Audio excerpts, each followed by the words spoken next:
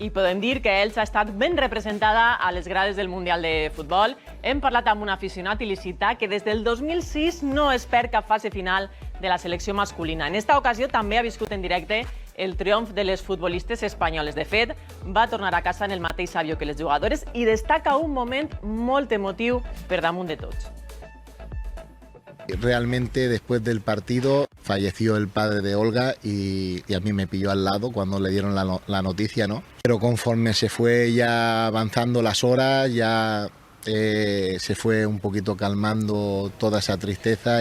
Juan va ser l'únic integrant de la comunitat valenciana de la penya Marea Roja en les grades del Mundial d'Austràlia i Nova Zelanda. Ha viscut 5 Mundials i 5 Eurocopes de la Roja masculina, però sens dubte diumenge va assaborir una fita històrica. Ara desitja que les xiques siguin un referent per a totes les categories del futbol. Fue una cosa espectacular y una cosa que se ha vivido que no sé si se volverá otra vez a repetir. Va a ser un incentivo muy grande para esas jugadoras que vienen detrás. Al setembre viatja a Geòrgia, on la selecció masculina continua jugant-se la classificació per a l'europeu.